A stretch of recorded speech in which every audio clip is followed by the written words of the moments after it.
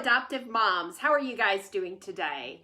I wanted to come and talk to you today about finding peace in your adoptive homes. So here's the deal. If you've done adoption, you have invited the craziness in. And if you're anything like me, you would never change that for the world. My name is Brooke Fremouw. I am an adoptive mom to 11 beautiful children, and I help restore peace in adoptive homes, exchanging that chaos and hardship for calm, peace, and open communication. If that's something you need, reach out to me. But for now, let's go ahead and talk about peace.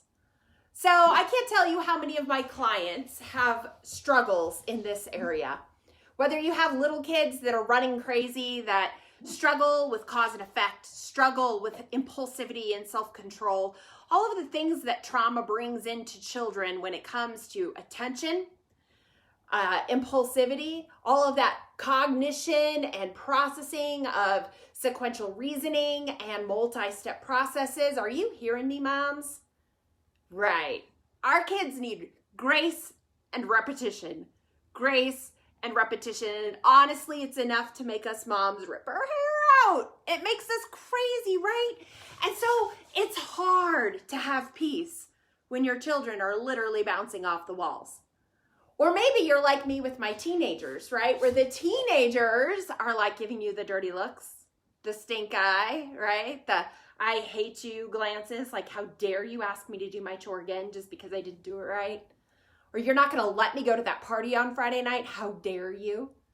Or even with COVID craziness, right? Like, you really want me to isolate myself away from these things?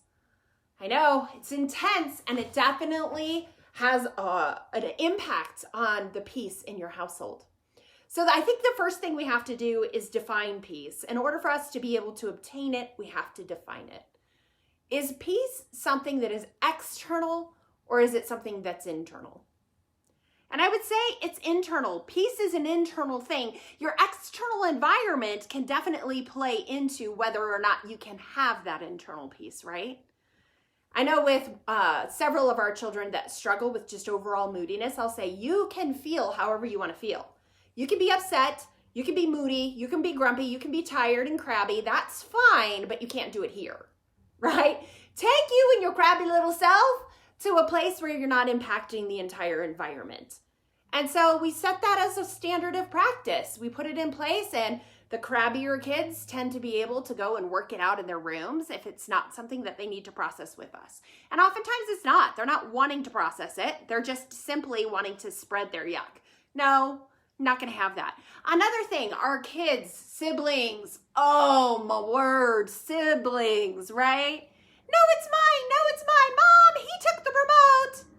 And you're literally like, I'm just trying to get an hour's worth of work done without interruption. Are you feeling me?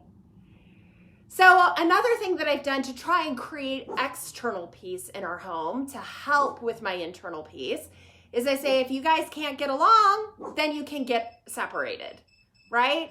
If you're going to engage, you're going to engage with kindness and with respect and with healthy communication. And if you can't, then you've lost the opportunity to engage. Now you are going to be like an only child in an isolated area where you can still play, you can still have fun, but you certainly aren't going to be able to fight with anybody. So those are two strategies that I've used to try and keep external peace in the home. But as I mentioned, there are seasons in my life where external peace is not going to happen. Let's be honest, right now, I'm hiding out in a... Is that dog driving you nuts? See? Peace. Where's the peace? No. Right. Sometimes you just got to lay the smack down, moms. Anyway, so right now I'm hiding out in a 1,200 square foot home with 8 people. And we've been here since the second week of May. It's wonderful to be out of the valley. It's wonderful to have hiking trails and fresh air and places where we can get out of the house but still be socially distanced. So that's a fantastic thing, but the reality is there are too many rats in our cage, right? And what do rats in a cage do when there's too many? They start eating each other alive. Truth, there are moments where I'm like, oh my, too many rats in the cage.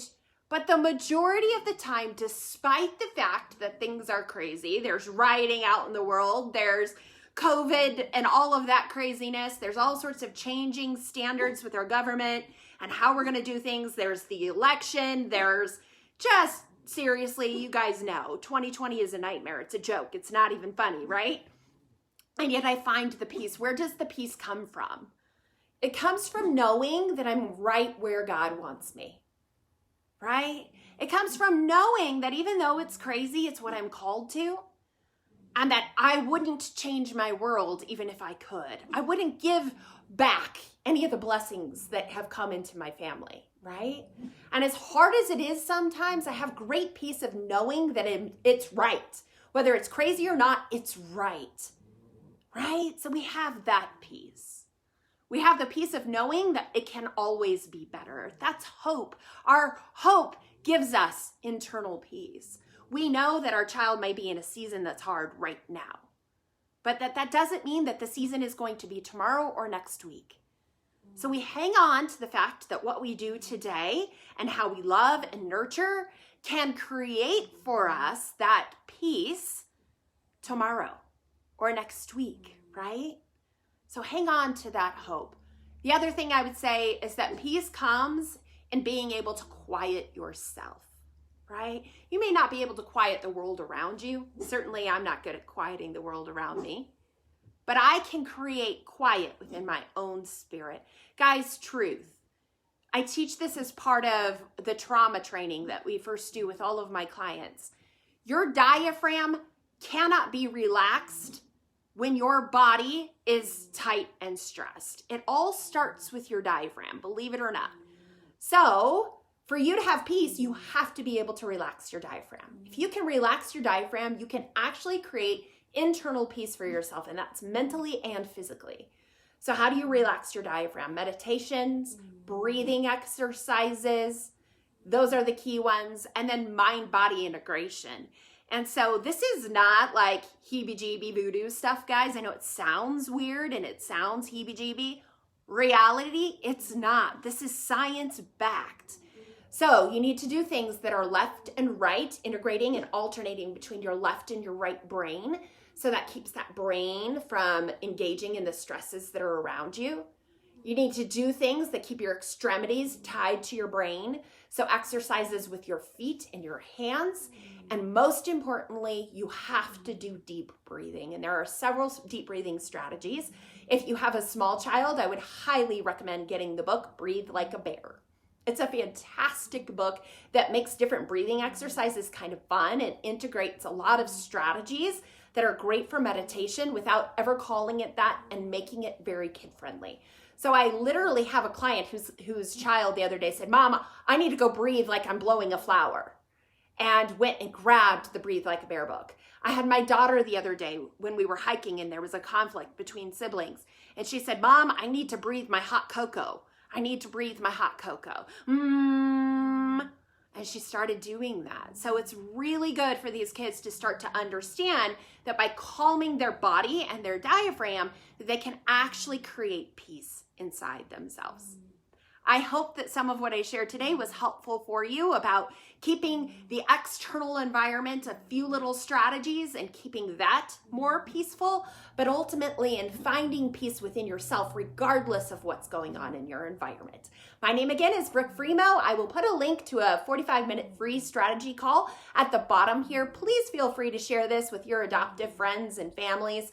I love what it is that I do, and I love changing lives and getting households to be right centered where they're supposed to be at. Thank you so much for your time.